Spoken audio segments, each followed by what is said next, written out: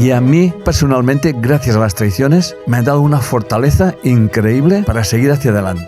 Para mí la traición es la cosa más dolorosa que pueda existir, porque no te traicionan a ti, te traicionan la confianza depositada en una persona. Yo he visto casos de personas que les han engañado una vez, se han divorciado y se han casado con otro y les han vuelto a engañar, o se están repitiendo la experiencia. Cuando repetimos las experiencias es porque no estamos aprendiendo la lección. A ti te pueden juzgar muchas personas y te puede dar igual, pero si te molesta el juicio de determinadas personas es que necesitas la aprobación o la aceptación de esas personas en concreto. Yo que ya he vivido varias traiciones a tu lado, Sí. cuando hay comprensión es como que el perdón ya deja de tener sentido. Es que no has de perdonar nada porque has comprendido todo, ¿no? Si tú tienes una experiencia y no la perdonas, o sí que la perdonas, pero te vas con resentimiento, vas a repetir la experiencia para que des otra solución. Y yo me encontré al traidor en la calle y le abracé y sentí un amor increíble, porque no seríamos nada sin los Judas. ¿Qué tal, familia? Bienvenidos, bienvenidas a un nuevo episodio del podcast de Destellos de Sabiduría. Hoy, una vez más, volvemos a estar, fieles compañeros. En familia. Familia.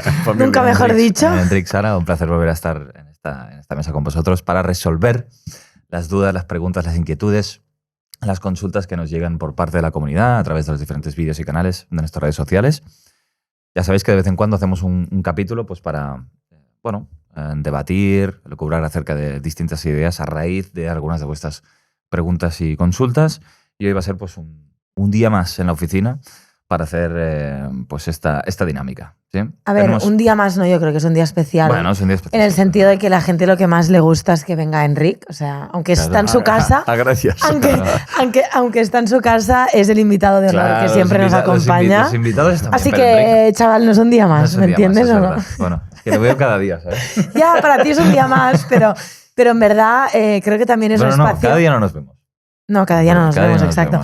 Pero aparte es un espacio, creo, muy interesante para los tres, creo. Si no me corregís, ¿eh?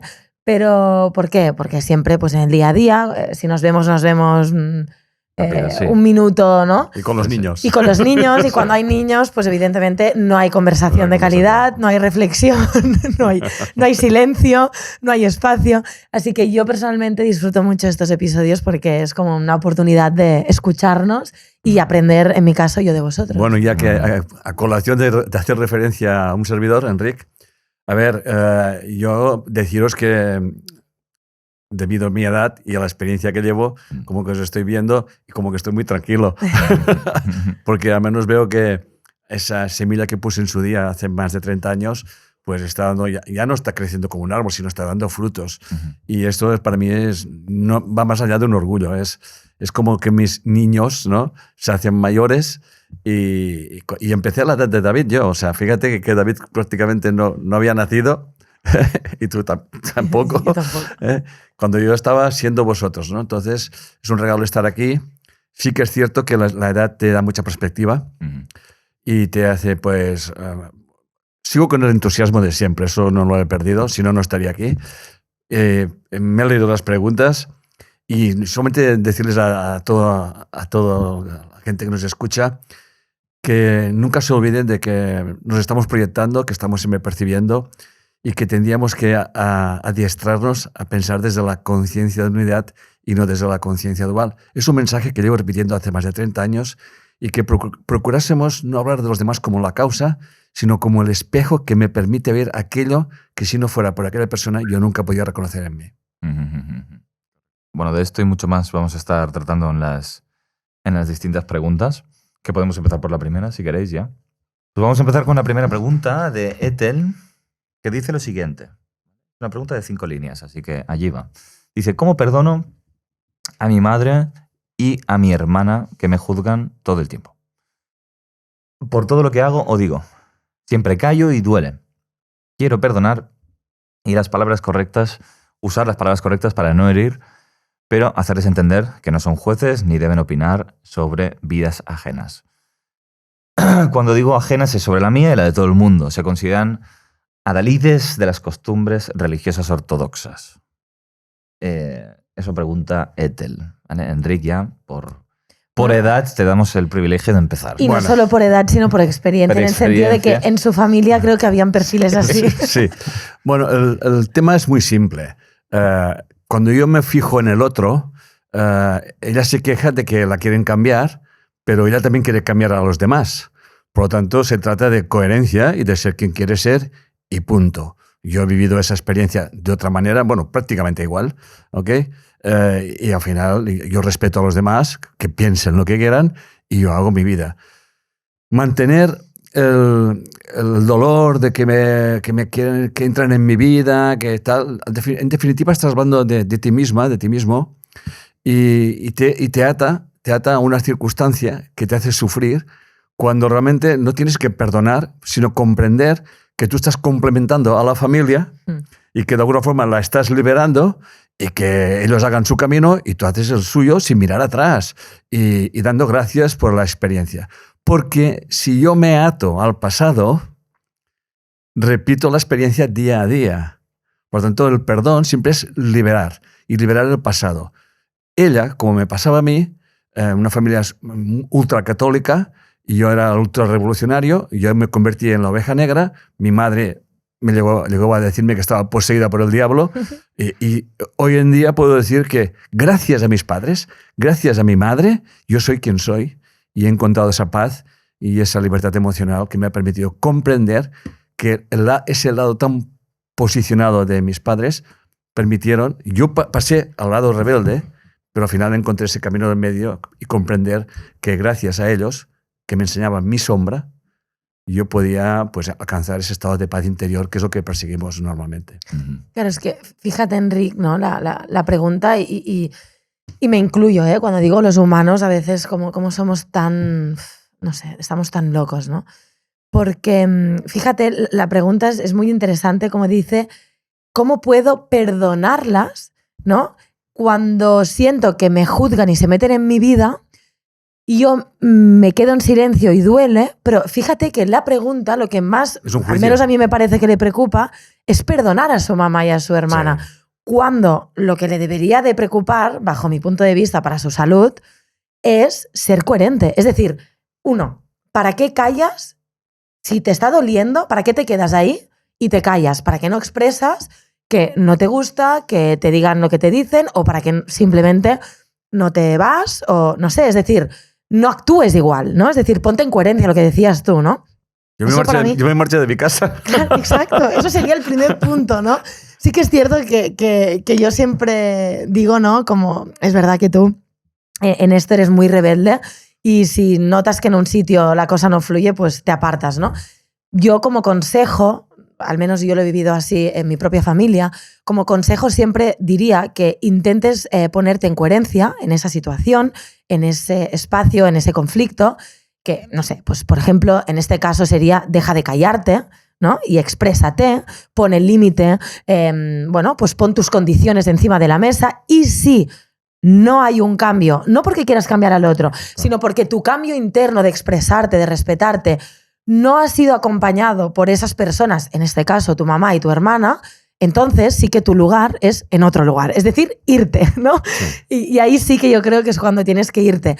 Pero yo siempre invito que antes de irte, al menos a mí me ha funcionado, te pongas tú en coherencia y observes si a tu alrededor acompañan tu cambio o no, sin juzgar al otro, claro. Sí. ¿No? No deberíamos de olvidarnos de la ley de la complementariedad, ¿eh? O sea, en todas las familias, en todas las relaciones siempre está al lado, todo se complementa. Por lo tanto, tal como explicaba yo en mi caso, y yo era como el súper rebelde, pero era la prisión en que estaban metidos mis padres con su dogmatismo a ultranza y que todo era pecado, y por lo tanto yo era como que un día mi madre me preguntó, ¿has ido a misa? Y yo le contesté, mamá, ¿qué quieres que te diga la verdad o que te mienta? Dice, no, siempre la verdad. Pues no, mamá. Dice, pues irás al infierno. Digo, pues iré al infierno, mamá. Pero yo nunca le dije que ella estaba equivocada. Sencillamente que yo lo vivía de otra manera.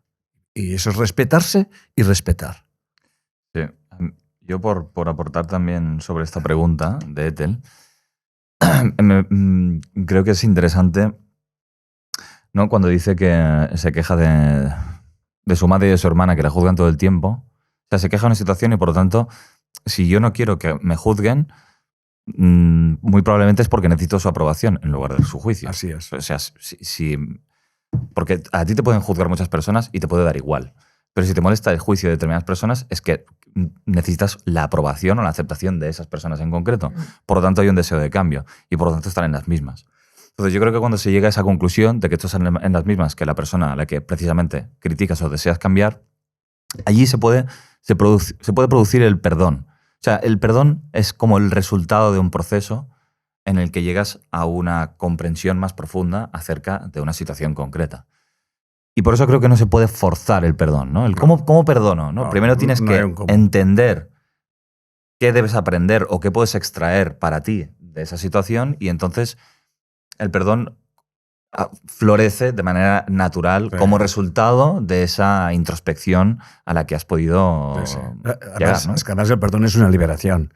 Te liberas tú, te das cuenta que te complementas, decides ponerte en coherencia y darte cuenta que lo que te molesta de los demás está en tu inconsciente y al revés, ¿no? Por lo tanto, cuando comprendes eso, es liberación. Y lo sigue en su camino. Y como dice David, siempre quieres cambiar a los demás. Esto es la ley del ego. Bueno. Sí, sí.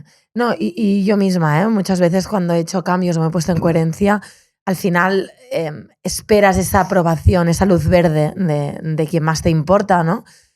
Como puede ser tu madre, yo qué sé, pues las relaciones más significativas, esperas como esa aprobación y al final es eso, ¿no? Eso no deja de ser querer manipular el otro, ¿no? Y al final te tienes que centrar en tu propio camino, sabiendo que deseas lo mejor al otro y que lo amas, pero que no necesitas su aprobación para hacer tu camino, porque para algo es tu vida, ¿no? Y entonces sí que esto es importante. Yo al menos lo he vivido que... Yo creo que todo el mundo, ¿eh? Sí, sí. Mira, justo ayer hice una clase en el diplomado, en la nueva edición que hemos empezado, en la clase de bienvenida, y hice una intervención a una de las alumnas que comentaba que una de sus hermanas, pues era...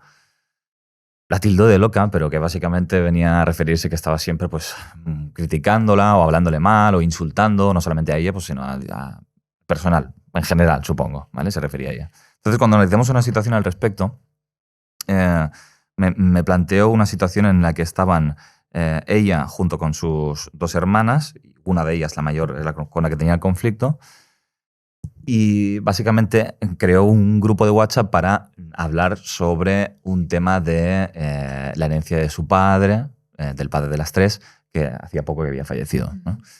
Y describiendo la situación, le hice ver que lo que inicialmente le molestaba acerca de su hermana, en el fondo ella tenía una necesidad imperiosa de que ambas hermanas, pero sobre todo esta, respetaran el recuerdo de su padre. Que era como era la única hija que siempre había estado pues un poquito más al lado en términos afectivos y emocionales de su padre, mientras que las otras dos habían comprado pues un poquito más el discurso de su madre acerca de pues unas críticas hacia su persona, ¿no? Y a través de ese grupo ella como que quería legitimar la imagen del padre y estaba obligando a esas dos a compartir el mismo criterio que ella, ¿no? Y claro, entonces, cuando la hermana la juzgaba o la criticaba, claro, yo me puse un poco al lado, ¿no? A favor de su hermana, de la criticona, y le dije, es que tú no tienes el derecho a entrometerte en qué opinión o qué proceso o qué visión tiene que tener tu hermana acerca de tu padre. Que tú estás en paz con él, perfecto, ¿no? Pero no obligues a tu hermana a ver las cosas igual que tú. Y además le dije, aprovechemos también la actitud de tu hermana contigo, porque quizá tú has idealizado demasiado a tu padre, al punto de verlo solamente en positivo. Y eso puede estar afectándote en tus relaciones interpersonales. Y entonces, claro, fija, una de las cosas que se puede traducir cuando tú idealizas mucho a un padre, y por extensión a los hombres de tu vida, en tus relaciones íntimas, es que a veces toleras más cosas de las que deberías en ellos. Sí, y así me lo reconoció. Entonces, cuando ella entendió el beneficio de acercarse emocionalmente a su hermano, automáticamente aparece el perdón. O sea, apareció automáticamente. O sea, porque entendió el mensaje implícito detrás de esa experiencia. Claro, es que, fíjate, eso que decía Enrique hace un momento, cuando hay comprensión, es como que el perdón ya deja de tener sentido. Es que no has de perdonar nada porque has comprendido todo, ¿no? Es que, mira, además, todo eso que estamos hablando es violencia, ¿eh? Claro. Es violencia. Sí. O sea, que si yo estoy enfadado contigo porque tú no me escuchas, tal, yo te quiero cambiar a ti. Y para mí la mayor violencia que existe, y eso lo he visto en muchísimos casos, miles de casos, es querer cambiar a los demás. Por eso en Bioneuroemoción siempre decimos que si dejásemos de hablar de la causa fuera y nos diésemos cuenta que la causa está en uno mismo y fuera es una proyección, una reacción que se complementa. Si yo estoy en un exceso, en ese caso, de padre, ¿okay? Es normal que haya en mi familia un exceso de madre. Claro. Eso se proyectará en ellas, en sus vidas, y a mí se me proyectará también, como se decía David muy bien, en un exceso de condescendencia a lo masculino y permitir cosas que las otras no permitirían. Que eso lo he visto muchas veces en mi vida. Bueno, que creo que ha quedado claro. Sí, yo creo que sí. Totalmente. La siguiente de Guadalupe también gira en torno al perdón. Dice, perdonar implica también volver a confiar en esa persona. ¿Cómo se hace? Porque perdono, pero tengo mis reservas para volver a confiar. Yo, si me permitís aquí, Por favor. yo voy a poner claro una cosa que he vivido muchas veces, que es la traición. ¿Ok? Cuando yo experimenté las primeras veces la traición, que he tenido muchas, como diría Sara, tengo un currículum, obviamente para mí la traición es la cosa más dolorosa que pueda existir, porque no te traicionan a ti, te traicionan la confianza depositada en una persona, ¿no? Entonces, cuando te das cuenta de que esa traición tiene que ver contigo también, y así la otra persona puede tener envidia, celos, lo que quieras, ¿no? Pero de alguna forma también te pone en tu sitio de respetarte, de saber dar, no siempre dando y saber recibir, es entrar en esa... ¿Sería esa una de las principales conclusiones de las tradiciones que has recibido? El saber... A mí me ha hecho sabio. Sí, pero más concretamente el hecho de saber recibir o saber darte. Sí. En lugar de estar tan entregado a la otra persona. Mira, yo voy a hacer, si me permitís, a colación de todo eso, que ahora sí, eso es inspiración, me ha venido así, que tiene que ver con un curso de milagros, cuando habla de Judas, es la tradición histórica, ¿no? Y el curso de milagros dice, Jesús no podría haber realizado su misión si no hubiese sido por Judas. Por tanto, Totalmente. cuando yo me estoy emocionando, porque es que, así mismo, es decir, no podría haber realizado su misión si no hubiese sido por Judas. Por lo tanto, los Judas son bienvenidos porque te impulsan a hacer tu trabajo en este mundo y a reconocer, o sea, el que te traiciona te está reconociendo lo que tú vales. Y te quiere robar de alguna forma, ¿eh? Quizás la palabra no sea robar, ¿no? Pero es como que le está saliendo la sombra de wow. Por tanto, cuando te traicionan, reconoce que te tienes que valorar más. Vale, eso es una buena conclusión. Cuando te traicionas... Reconoce que tienes que valorarte más. Cuando te traicionan, reconoce que te tienes que valorar más. Es la enseñanza de... O sea, fíjate bien, ¿eh? Jesús pudo hacer la misión porque había un Judas. Es como fue catalizador para hacer lo que tenía que hacer. Para que él despertase en sí sus dones, ¿no? Y sus y a mí capacidades. Personalmente, gracias a las traiciones, me han dado una fortaleza increíble para seguir hacia adelante. Sí, yo sabes que he observado, Enric, a ver cómo lo podemos interpretar. Yo que ya he vivido varias traiciones a tu lado, Sí. porque ya te digo, van una detrás de otra. No tengo un Podemos currículum. dar fe Sí. de que sucede, ¿no? Sí, podemos dar fe que lo que explicas no lo has leído en un libro. Yo, cuando más jodido en teoría tendrías que estar, cuando te han sucedido cosas importantes a nivel de traiciones, mentiras, etc., es cuando es como que yo te observo como si tuvieras un proceso de que te liberas. Sí. Yo te veo como más liviano, como más en paz. O sea, al contrario de lo que cualquier humano le sucedería, ¿no? Es decir, no sé, normalmente pues estás enfadado o rabioso o triste o no sé. No. Y tú siempre te observo cuando te la meten como más liviano, como que te liberas. Porque reconozco que valgo. Y cojo esa diatriba, ese insulto, ese guante y pongo la otra mejilla. Poner la otra mejilla tiene que ver en que no respondes a ello. El atacante quiere respuesta para dar sentido al ataque. Si tú me insultas y yo hago así, eso es simbólico, hago así, pasa, tal, pero yo me quedo con que ¿para qué me insulta? ¿Qué me está viendo esta persona de mí? No, además, la traición en el fondo puede estar originada por una envidia, Sí, casi siempre. ¿no? casi siempre. Y por eso te ayuda eso a reconocer un valor. Un valor. O sea, a mí me ha hecho fuerte las traiciones. Y Sara lo acaba de decir. Sí. Y la verdad es que hemos pasado una poco y yo me encontré al traidor en la calle y le abracé. Y sentí un amor increíble porque no seríamos nada sin los Judas. Por tanto, yo bendigo a todos los Judas y les deseo lo mejor. Podríamos decir que la persona que puede verse engañada o traicionada suele tener una personalidad o un rasgo de excesiva entrega o... Sí. ¿Sí? Absolutamente. Yo pecaba, o sea, es algo que tú pecabas. pecaba en exceso de eso, ¿no? Y lo reconozco. Como muy pensar en lo que la otra persona, con su bienestar, con su comodidad. Pensar en un exceso en los demás y no pensar un poco más en ti, ¿no? Creo que los tres que estamos aquí sentados sí, pecamos sabemos de lo que mismo. Es de lo mismo. Sí, hombre, Dios los cría y los sepulta. Pecamos de lo mismo. Pero bueno, al final está perfecto. Yo creo que es clave cuando has tenido un conflicto que yo si tuviera que apostaría que Guadalupe está hablando de una infidelidad y de su hombre o su pareja. Sí apostaría, por la pregunta. Apostaría, ¿vale? ¿no? Que sí. Que me puedo equivocar, ¿eh? Puede ser su hermana, su hermano, su mejor amiga, pero bueno, para apostar, ¿vale? Al menos a mí me ha llevado a esa situación, que tampoco es casualidad, porque en mi vida, no por mi marido, pero sí he visto amigas, familia, madres, abuelas, todas, ¿no? Entonces, bueno, me lleva a pensar en una situación donde alguien muy amado, de tu máxima confianza, como puede ser tu marido o tu pareja, pues te hace una traición, traiciona tu confianza. Y por su pregunta, yo le diría que cuando tú tienes dudas de he perdonado, pero no confío, lo primero que le diría es no has perdonado y no has comprendido, ¿no? Eso es lo primero.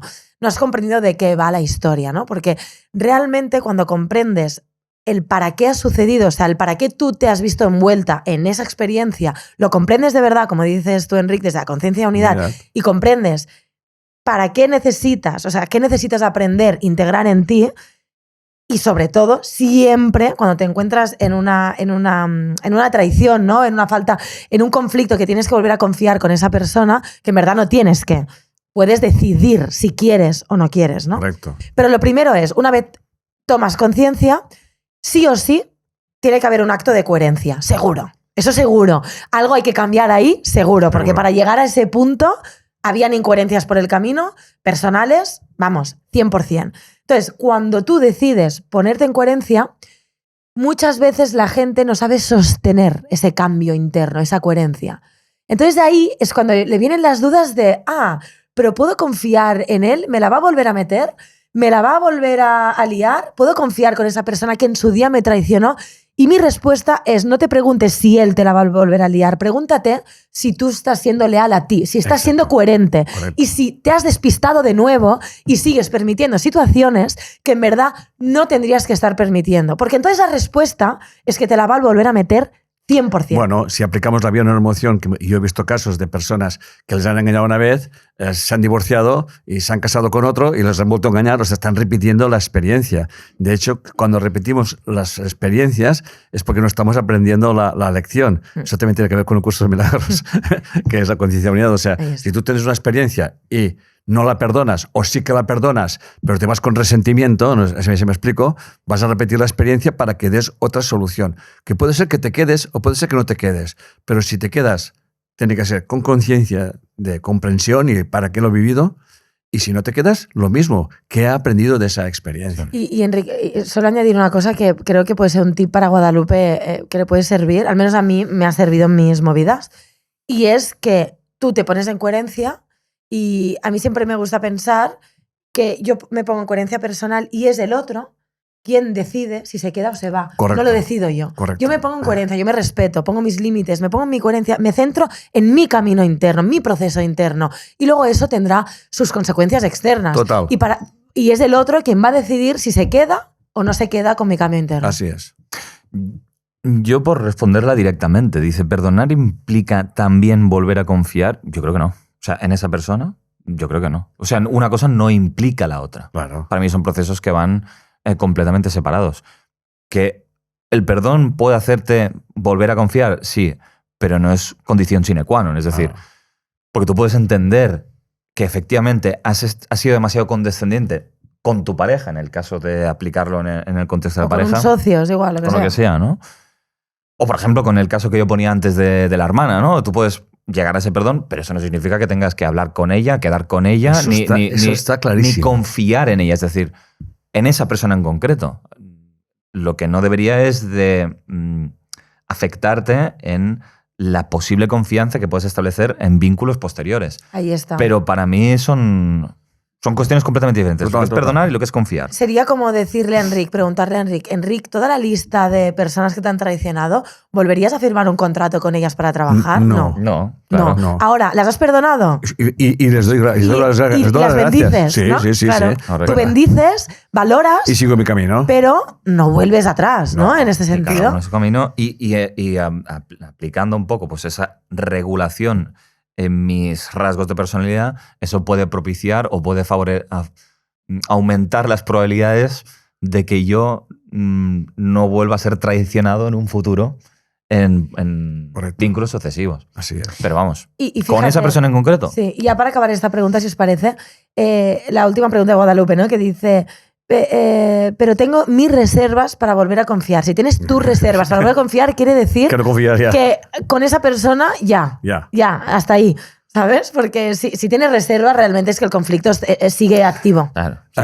Es que la confianza o es plena o no es confianza. Claro. Es así de claro. Sí. Y además en una pareja tiene que ser plena, si no, apaga y vámonos. Dice Antonieta, cuando tu expareja narcisista durante el divorcio manipuló y utilizó a tus hijos, amigos, familia para hacerte daño y en consecuencia tus hijos llevan también ese trauma en sus vidas y ver que aún después de 12 años de haber terminado esa relación, aún tiene el poder de seguir dañándolos y manipulándolos, el expareja.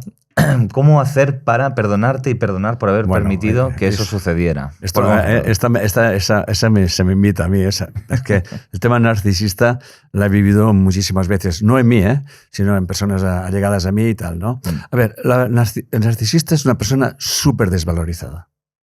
Súper desvalorizada. Por tanto, ya está casado, en ese caso, con una súper desvalorizada.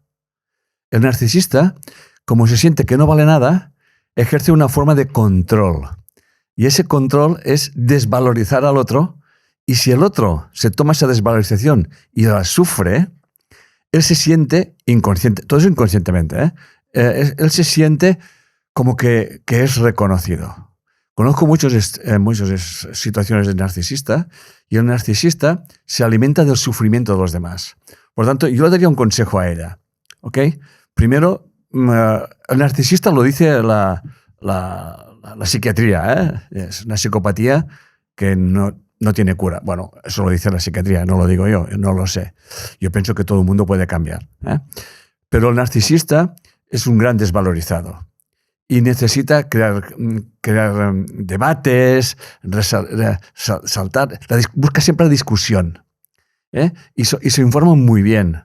Se informa muy bien de una cosa para hacer sentir que él es superior a ti o que sabe más que tú, por ejemplo. Y cuando yo me acuerdo de un caso que viví de un narcisista que tenía mucha confianza, era un colaborador, donde di un permiso a una persona de que escribiera algo sobre mí y cuando lo leí, yo me pensé, ostras, ese tío ha escrito algo que no he dicho.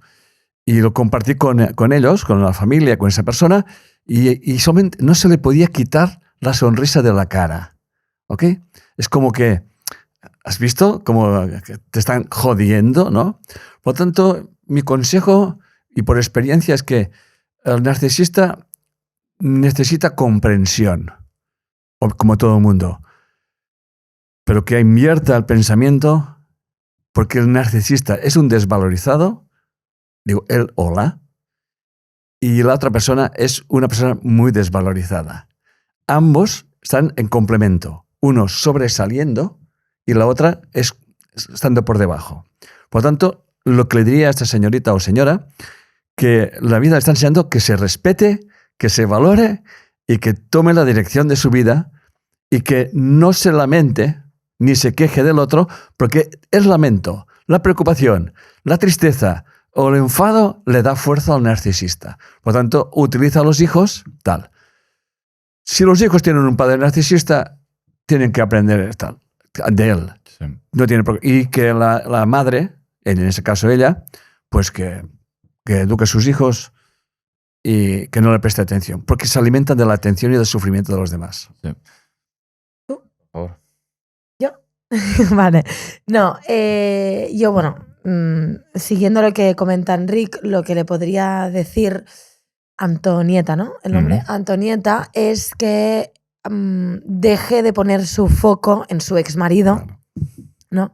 Y que ponga el foco en ella misma, que después de 12 años, que se dice pronto, 12 años, Sí. son muchos, después de 12 años de haberse separado, que aún su preocupación, porque por su pregunta veo que su preocupación actual, si no, no haría esta pregunta, sigue siendo qué hace, qué dice, cómo influye su marido a sus hijos o a ella misma, ¿no? Creo que también dice. Claro. Que si manipula, que si no sé qué, al final le diría, mira, Antonieta, aquí la única responsable que hay a día de hoy eres tú, porque llevas 12 años divorciada de un hombre y sigues poniendo tu foco de atención en el hombre. No está divorciada. Exacto, Está divorciada exacto, de papeles, pero no está exacto, divorciada, ¿eh? Exacto, ¿no? Entonces, haz tu vida y sobre todo, también quiero hacer como una crítica, que esto no va para ti, Antonieta, pero social, con el tema del narcisismo, ¿no? Porque como que una cosa es unos niveles, ¿no? Muy extremos, que sí que entonces, ¿no? Ya hablamos de temas psiquiátricos y es un perfil, ¿no? Que se estudia en la psiquiatría, etcétera. Pero eso lo hablábamos con Rosa Molina, ¿verdad? ¿Te acuerdas? Sí. Con Rosa Molina, una psiquiatra que vino aquí al podcast, y hacíamos esta reflexión, ¿no? Que al final ahora es como que todo el mundo, no sé si os pasa, pero todo el mundo, amigos, familiares, todo el mundo tiene algún narcisista que le está jodiendo la vida, ¿no? Pues Y pone la dices, etiqueta, ¿no? dices, un momento. Es decir, desde la conciencia de unidad, señores, a mí si el otro es narcisista, es psicópata o es no sé qué, es que no te tiene que importar. Toma tus decisiones, haz tu vida y mira qué tienes que cambiar tú. ¿Para qué te has encontrado una persona que te está reflejando todo esto? ¿No? Y deja de hablar del supuesto narcisista. A mí lo que me parece, y siguiendo un poco tu línea, me parece una pregunta bastante cargada de resentimiento. Tanto. Quiero decir, primero, tu expareja narcisista, Vale. habría que verlo. O sea, porque Exacto. nos lo dice ella, Pues, ¿no? Exacto. Y generó trauma en los niños. Habría que verlo también, Bueno. porque lo dice ella. Quiero decir, hay muchas cosas que se podrían poner en tela de juicio, ¿no? ¿Qué es lo que considera un trauma? ¿Por qué lo tilda narcisista? Efectivamente, ¿qué hace? O sea, nos falta mucha información y ahí y nos estamos basando en un juicio que emite todo el rato, lo cual, por deducción, implica que ella no es capaz de ver sus propios rasgos narcisistas, en que es un poco el kit de la cuestión. Cuanto más resentimiento hay acerca de una persona, menos reconocimiento acerca de mi propia sombra reflejada en esa persona. Sí. Entonces, claro, si dice que los ha manipulado, y por ejemplo, ahora voy a suponer, porque nos falta información, pero los ha manipulado a los hijos, y por lo tanto, estos hijos están más a favor del padre o tienen más afinidad con el padre, pues tú lo que deseas es que tenga más afinidad contigo.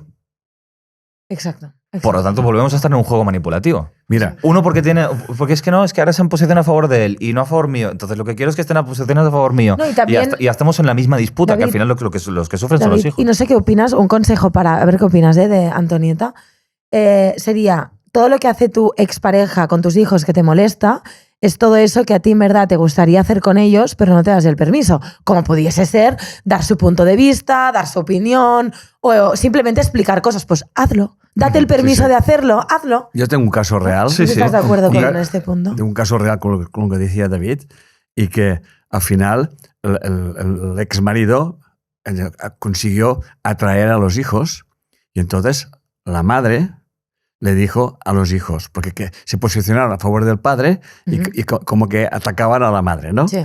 Y ellos no eran conscientes de que estaban siendo manipulados. Y la persona, la mujer, le dijo, a mí, si os tengo que perder, estoy dispuesto a perderos, pero os amo igual. Pero yo sé muy bien lo que he vivido, lo que he sentido. Si queréis poneros de parte de vuestro padre, es vuestra elección. Correcto. y yo voy a vivir mi vida. Pero date cuenta, Enric, para mí esto que estás diciendo es como el final del camino. Si tú has aplicado una serie de cambios internos y al final no ha fluido la situación, Adiós. estoy muy de acuerdo que el final del camino es un acto de amor y de liberación. Un amor de liberación a todo el mundo. Totalmente. Pero date cuenta, este caso que creo que sea a cuál te refieres, este caso, date cuenta, por el camino, para llegar a un punto donde los hijos se compran 100% la versión del padre, es también por el silencio de la madre. Totalmente de acuerdo. Y esto es su responsabilidad. Exacto. Porque ella en verdad lo que desea o lo que hubiera deseado es expresarse más y compartir más su punto de vista. Total. ¿Sabes? Entonces, yo creo que si te molesta tanto el supuesto narcisista, lo que te está enseñando el supuesto narcisista es valorarte. que tú seas más como él, que hables más, que expreses más. Valorarte, respetarte. Ahí está, date el permiso de ser lo que te está reprimiendo ser y que tanto juzgas en el otro, ¿no? Y siempre Entonces, tiene que ver con la desvalorización. Totalmente. Él es un desvalorizado, ella en ese caso también. Claro, y tú también. Entonces, aquí el juego es aprender de lo que te refleja el otro. El espejo, el espejo. Sí. Comparte 100%, por supuesto. Si no, Oye, aquí estamos para que si no compartimos, decirlo. Por supuesto, ¿eh? Pero una de las cosas, por añadir un ingrediente más a este supuesto, inspirado a través de la pregunta de Antonieta, que insisto que nos falta mucha información sobre qué es lo que se refiere, ¿no? Pero es verdad que normalmente, y también por experiencia en sesiones y demás, una mujer, como tú dices, ¿no? Suele ser un perfil de que no se da la potestad de ejercer su función materna en tanto persona influyente y de referencia, ¿no? Claro. Y a veces lo que me he encontrado es como que parte de la historia que ha vivido esa mujer, que la ha marcado en una determinada programación inconsciente, normalmente pues son mujeres que han sufrido la ausencia paterna, ¿no? o la negligencia de un padre que no ha estado lo suficientemente implicado, y lo que tratan de compensar esa herida personal favoreciendo el contacto de sus hijos con el padre, con su marido. ¿Digo? O sea, es como un hechizo inconsciente que, aunque ella lo sufra, su programación la lleva a que los niños pasen más tiempo con el padre, porque es el tiempo que ella necesitaba pasar con su padre, o que de alguna manera pretende subsanar, ¿no?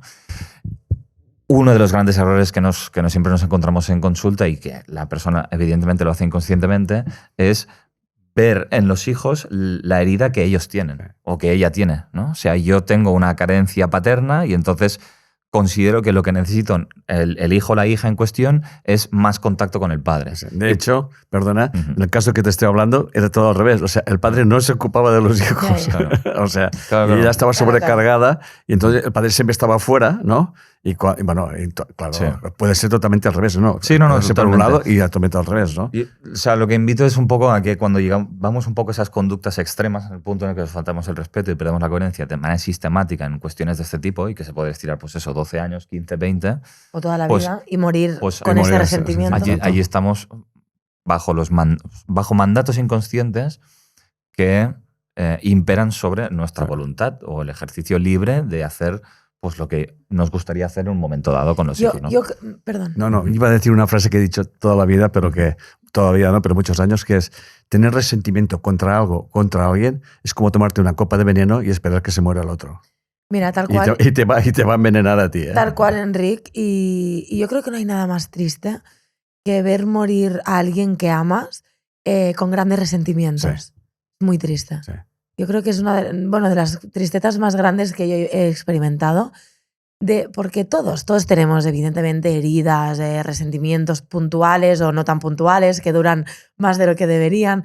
Pero sí que creo que existe un punto, ¿no? Como de alquimia, como tú siempre explicas, Enric, donde ese nudo se deshace, ¿no? Sí. Se debería deshacer. Sí. Entonces creo que no hay nada más triste que llevarte esos deberes pendientes, ¿no? De esos resentimientos que no has sido capaz de disolver. Yo por eso creo que una de las cosas más bonitas que uno puede observar, pensando en la misma persona que estábamos hablando hace un rato, cuando he visto que se daba un abrazo con ese supuesto narcisista, ¿no? O cuando he visto que ha habido algún instante santo, como tú dices, como de alquimia, ¿no? De decir, vale, pasó todo lo que sucedió. Y gracias. Exacto, pero era mi camino, que yo tenía que reconocerme Exacto. a través de ti, a mí misma, ¿no? O a mí mismo. Sí, sí. Y por el otro lado, pues luego cuando ves que no sucede eso, ahora hablo de, por ejemplo, Manel, ¿no? Pues sí que es cierto que dices, jolines, ¿no? Pero el perdón, que es un tema que también nos hablan, el perdón es liberación, es soltar el pasado y trascenderlo, comprendiendo que aquella experiencia habla más de ti que no del otro. O sea, es así de claro, ¿no? Sí, y aparte que yo algo que vi en Manel en este caso es que había una intención de cambio, ¿no? Claro. hacia, en este caso, tu madre. Y creo que a veces una persona cuando trata de cambiar al otro y no lo consigue, utiliza estrategias más potentes como puede ser, aunque sea indirectamente e inconscientemente. Sin decir que eso sea el motivo de... Pero puedes usar síntomas físicos o enfermedades para tocar la fibra a la otra persona. Sí. Es decir, a veces la enfermedad también apela a un intento de forzar a la otra persona a ese supuesto cambio que tú necesitas para estar bien. Y por tanto tiene intenciones manipulativas. De hecho, sobre la enfermedad, dice un curso milagros que la enfermedad viene a salvarte o viene a curarte, no a curar el cuerpo. Eso se trata, Sí. sino a curar tu percepción, tu alma, a liberarte de esas cargas, de esos resentimientos, de esas actitudes que tienes hacia las demás personas y para aplicar la conciencia unidad, ¿no? O sea, ¿qué me está enseñando mi espejo? ¿Para qué quiero cambiarlo? Totalmente. Es así. Venga, la siguiente. Vale. Esta, venga. Dice Sara David Enrique, nos admiro, son un gran ejemplo para mí, muchas gracias. Dice, y esta pregunta es más personal y va para cada uno de manera personal. ¿Qué es lo que más les ha costado perdonar y por qué? ¿Hay algo que aún no hayan perdonado? Muy buena pregunta. ¿Quién empieza? Bueno, yo he hablado, yo lo he explicado antes y lo voy a explicar es ahora. verdad. A mí la cosa que más me dolió fueron las traiciones, ¿ok? Pues no lo parece, te lo juro, desde fuera. No, pero juro, es que se me hizo un callo. No, de hecho, las primeras veces que se me traicionaron y que me quedé como que no entendía nada. Antes de seguir, quiero comunicaros que desde Enric Corbera Institute enseñamos un método que ha revolucionado el mundo, la salud emocional. La bineuromoción acompaña a las personas a desarrollar la autoconciencia y a liberarse de los patrones inconscientes que limitan su libertad emocional y afectan a su salud. Si quieres aprender este método y aplicarlo tanto a nivel personal como a nivel profesional, te dejamos el link en la descripción. Muchísimas gracias. Que no entendía nada, que eran unas colaboradoras. Ha habido antes, pero esa era unas colaboradoras que tenía plena confianza en ellas y que yo les había abierto el mundo, como así, y de repente se querían quedar en el mundo, ¿no? Y yo me recuerdo que dije, bueno, me dirigí al campo llamámosle la conciencia universal, y dije, bueno, si esas personas lo tienen que hacer mejor que yo y tienen que llevar el mensaje de conciencia de unidad mejor que yo, a mí me das otro camino y sigo el otro camino, ¿no? Eso a mí me dio mucha paz porque te liberas, ¿no? Eso no quiere decir que al principio te duela, pero como explicábamos antes, ¿no? Yo aprendí muchísimo a respetarme, a valorarme y a seguir mi camino, y esa traición la transformé en positividad. O sea, esas personas que me traicionaban es porque estaban viendo en mí algo que les apetecía, ¿no? Y bueno, hacían como un copy-paste de mí, ¿no? Eso me ha pasado muchas veces en mi vida, pero he comprendido que, como decía Satideva, tener un enemigo es tener un tesoro, porque, o como decía, esa me gusta más, de las Fuerzas Aéreas chilenas, dice, necesitamos grandes enemigos para hacer buenos aviones, ¿no? O sea, que... Es verdad. me encanta, ¿no? O sea, parece que estamos hablando de una guerra, ¿no? Pero en definitiva, una traición es una guerra, ¿eh? Sí. Es una guerra emocional, ¿no? Entonces, claro, te puedes sentir abatido, como que tal, pero la gente tiene que valorar que una traición, del tipo que sea, en las relaciones interpersonales, en los negocios, tal y cual, en las parejas, ¿no? cuando hay una traición, realmente pregúntate, ¿qué no estoy respetando de mí mismo y de mí misma para que una persona decida abandonarte o traicionarte? Es como que el traidor te hace ver lo fuerte y lo potente que eres. No es que me cuesta explicarlo, pero es que es una sensación. El que te traiciona. O sea, la gente no traiciona a cualquiera. El que traiciona es porque te proyecta que tú eres bueno y que quiere lo tuyo y que quiere ser como tú o mejor.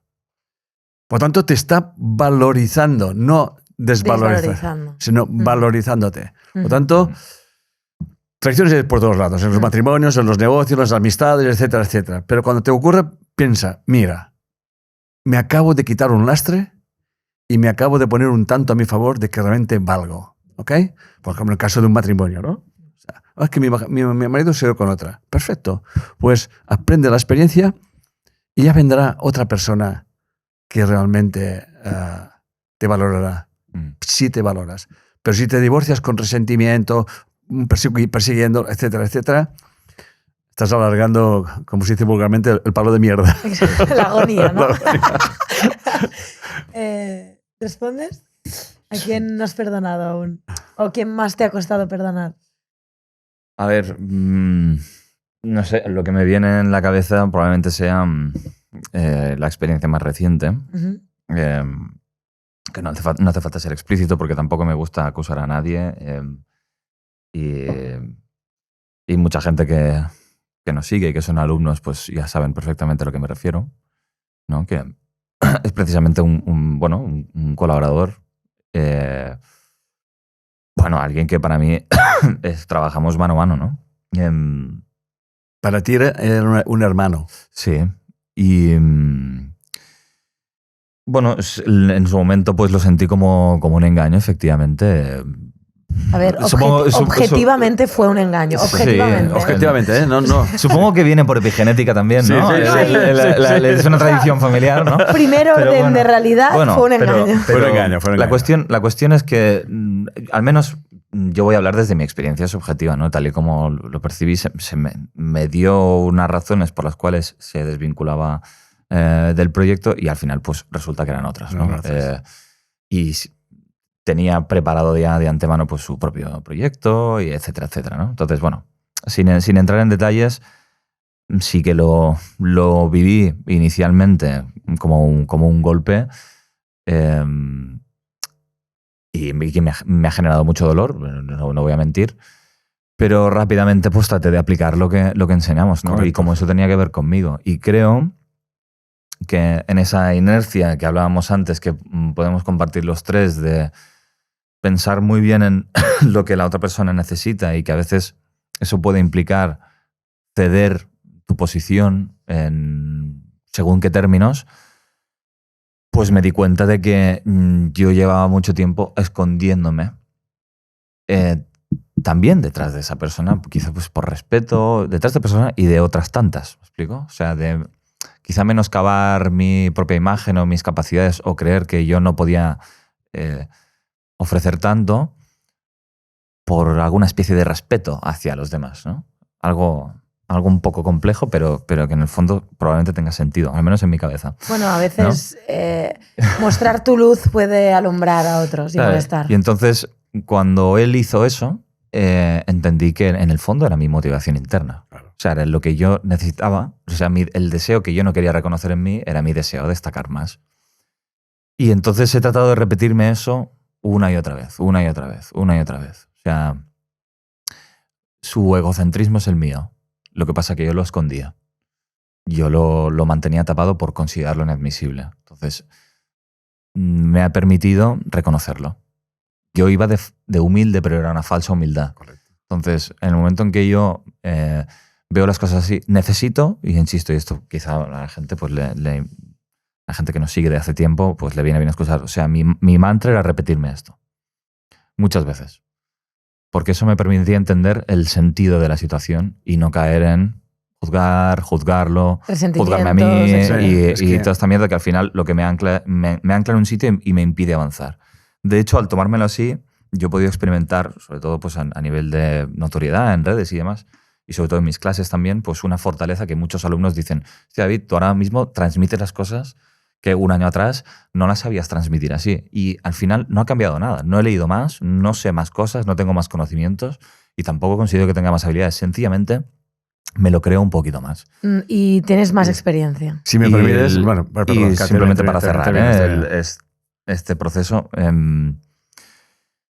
todavía hoy es algo que trato de no, o sea, focalizarme en mí y no ver nada de lo que esta persona pueda estar haciendo. O sea, trato de desvincularme completamente de su vida, volviendo un poco al tema del perdón y el contacto, la confianza. O sea, yo perdono, entiendo, comprendo el trasfondo de la situación y a partir de aquí no quiero saber nada más y que cada uno prosiga con su camino y ya está.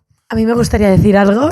¿Es rápido lo tuyo? Bueno, solamente decirle como padre que una de las características que siempre yo le empujaba a que lo dejara es su excesiva humildad. Sí, Acuérdate, en el baloncesto me pasaba siempre. te pasabas a tú mismo, o sea, no brillabas para que veas a los demás. Ahora estoy recordando que con 13, 14 años, fan del baloncesto, me fui a un equipo de Barcelona porque tenía un gran amigo allí que había conocido en un campus de verano y demás. Y ese amigo era como la estrella de ese equipo. ¿Vale? Y entonces fui y a la que empecé pues a jugar y a tener un poco sus estadísticas, empezó una rivalidad. Claro. O sea, mi destacar destruyó un vínculo, ¿no? ¿Y eso qué ha pasado? Y tomé la decisión de en ese momento, con 13, 14 años, con esa experiencia y con tantas otras, tomé la decisión de no destacar, o sea, reducir mis estadísticas y hasta ser un compañero más para no afectarle, ¿no? Lo cual al final ni rendía y el vínculo quedaba afectado igual, ¿me explico? Porque ya no lo sentía como un amigo verdadero, ¿no? Exacto. Pero supongo que pues, es un poco esa es mi inercia natural, sí. Bueno, a la que siempre tengo que estar atento para corregir. Yo creo que hay un poco de epigenética porque yo tuve muchas dificultades reales de aprendizaje y aprendí a superarlas. Y por eso yo veía que al final el máximo respeto que uno debe a sí mismo, el respeto a los demás, es respetarte a ti. Porque si por respetarte a ti yo dejo de ser quien tengo que ser, entonces ni te respeto a ti y sobre todo no me respeto a mí. Yo os puedo prometer, después de este tiempo... te ha pasado con tus hermanas también, es decir, te ha pasado siempre con mis hermanas y tal, pero yo os puedo prometer que con esta experiencia me ha costado, por eso me ha venido a colación de lo que decía, ¿no? Pietro. O sea, es un proceso que me ha costado, pero ahora de verdad de que no guardo ningún tipo de rencor y en el fondo sé que él está mejor y que yo también. O sea, que ya está. Y yo también. O sea, estamos todos, incluido él, mejor. O sea, ¿qué? Sí. No, al final... O sea, cuando se aplica una coherencia, todo el mundo gana, ¿no? Pero yo quisiera destacar, y lo digo, ahora respondo yo, y pasamos a la siguiente pregunta, pero sí que quería destacar que esto lo he observado mucho en ambos, y a mí me habéis dado, quizás lo observo en vosotros y no lo sé observar en mí, y tengo la misma capacidad. Es que funciona así, no eso. Lo sé. Pero a mí algo que me encanta de vosotros dos, en momentos donde el ego, ¿no? Normalmente lidera más, ¿no? Las riendas de esa situación, porque evidentemente cuando te están atacando, pues evidentemente el ego sale, te voy a atacar y te vas a enterar tú, ¿no? Y además ya me conocéis y cuando me pongo modo guerrera no me frena nadie, ¿no? Lo sabemos. En este sentido nos vas muy bien, ¿sabes? Porque nosotros no somos de guerrear y de vez en cuando pues... Yo soy al contrario, ¿no? Cuando alguien nos viene a joder o a traicionar, lo que hago es me pongo la espada, el escudo y digo, ahora te vas a enterar, ¿no? Y lo ves a venir y te anticipas. Sí. Pero yo os tengo que agradecer y siempre lo digo, a nivel privado, lo sabéis que os lo he dicho y cuando tengo la oportunidad lo comento siempre, pero lo quería comentar ahora. Es increíble, ¿no? Observar y sois como muy iguales en eso. O sea, mira que tenéis muchas diferencias, pero en eso sois como dos gotas de agua, es brutal. es como un código, siempre os lo digo, ¿no? Y ahora luego con la moralidad lo podemos ligar. Es Sí, porque hay preguntas sobre esto. Es un código como de honor, no sé cómo decirlo, ¿no? O sea, en momentos donde además nosotros tenemos el poder y yo tenía herramientas, ¿no? En este caso que estamos hablando, de atacar, ¿no? A nivel legal, a nivel económico, etcétera. Ostras, decidís ser unas personas donde aplicáis lo que enseñáis y me dijisteis ese día, Sara, ¿qué harías contigo misma? O sea, trátalo como te tratarías a ti misma. Entonces, claro, yo ese día dije, pues no voy a denunciarle, o sea, no voy a atacarle, no voy a hacerle nada. Que haga, sí, a ver, aunque es injusto, ¿no?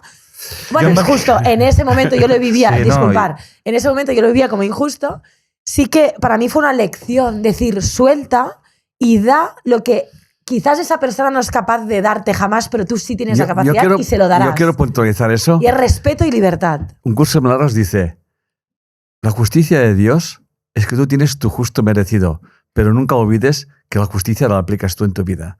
Por tanto, atención. Ahí está. Atención a lo que hacemos. No des a los demás lo que tú no quieres recibir. Ahí está. Por tanto, lo que más enferma al ego es cuando tú no le das respuesta. Porque el ego siempre busca conflicto. El ego siempre se alimenta del conflicto. Sí. Y en el momento que tú no respondes, fíjate que a mí me han lanzado historias de todo. Y lo que más ha sorprendido es que yo nunca he contestado. Es silencio. Sí. Y el silencio desarma el ego. Sí. Jesús, ante Poncio Pilatos le decía, ¿cómo es que tú no te defiendes? Y calló. Y eso nunca se me olvida. Eso sí que se me quedó grabado. Mira, yo sobre esto que has dicho, creo que esto es algo que me ha permitido, o me ha facilitado llegar a esta supuesta reconciliación o a este perdón, ¿no? Que es actuar de tal modo que yo no tenga remordimientos de conciencia. Claro. O sea, yo miro para atrás y actuaría igual. Y eso favorece muchísimo el llegar a... La paz interior. El dormir tranquilo. El dormir tranquilo, la paz interior. Y el perdonar la situación. Si el mayor bien es la paz interior. Si volviera a actuar, es que actuaría exactamente igual. Actuaría exactamente igual. También es cierto que esto que tú resaltas en nosotros como elemento en común entraña, llevado al exceso esta conducta, que es la que adolecemos, entraña una tendencia ingenua.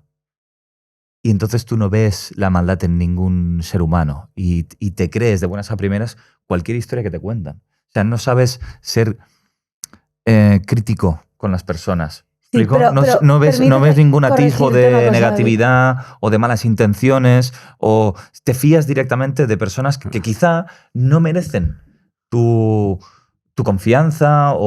¿Me explico? O sea, uno también tiene que saber, o al menos tiene que estar lo suficientemente avispado, que tú lo eres mucho, para saber dirimir quién merece tu confianza, quién merece pues eso, ¿no?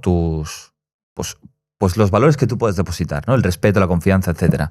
¿Quién lo merece y quién no? Porque si tú lo entregas fácilmente, entonces esos valores no tienen valor, valga la redundancia. ¿Me explico? Entonces, yo creo que todo merece su ponderación. Sí creo que una actitud, por lo general, tiene que ser la de tener esa mirada hacia el otro, pues honesta y inocente y creer de buena fe en la otra persona. Pero tiene que haber un porcentaje, un grado de... Yo no decía esto, tú lo has interpretado diferente. Yo digo que cuando ya habéis visto la cara, la sombra, ¿vale? Cuando ya es evidente la traición, el engaño, la mentira, la manipulación, etcétera, cuando ya es evidente, es espectacular que ni aún así decidís atacar, ¿me explico? O decidís usar vuestro poder.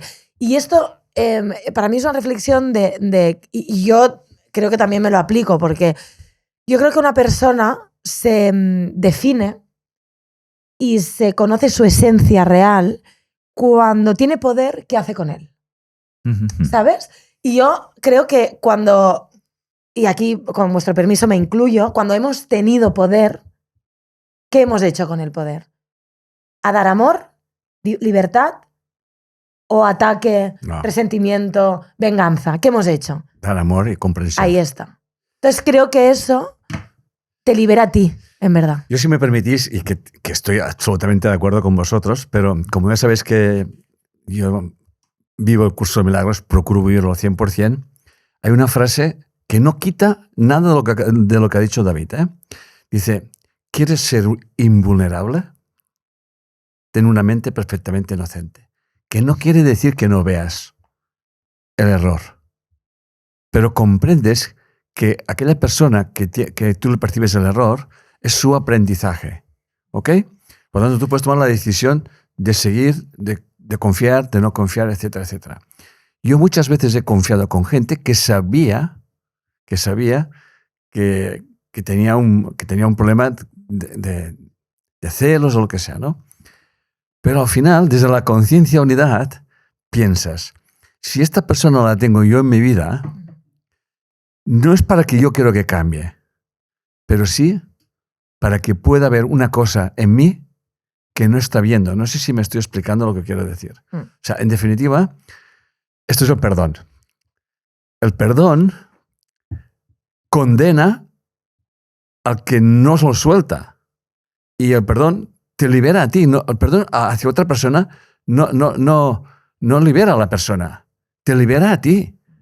Y además el perdón te ata. El perdón te libera del pasado. Si yo mantengo un resentimiento porque mi mujer, mi amigo, mi no sé, colaborador y tal, yo no vivo el presente, estoy viviendo el pasado. Entonces mi futuro seguirá siendo lo mismo y eso te pone enfermo. Por eso dice un curso de milagros que el tiempo está a la espera del perdón. Cuando perdonas, liberas y te liberas y tienes un nuevo presente. En el caso de David y en los que he vivido yo, libera, perdona y se abre a una nueva experiencia. El que perdona, dice un curso de milagros, el que perdona se cura. No está hablando de curar el físico, Sí, está hablando de curar la mente, ¿no? Que es lo que trabaja el curso de milagros, ¿no? Sí, yo respondo muy rápido la pregunta que no le he respondido. Correcto, falta Sí, perdón. Cuenta tu experiencia. ¿Qué es lo que más me ha costado perdonar y por qué?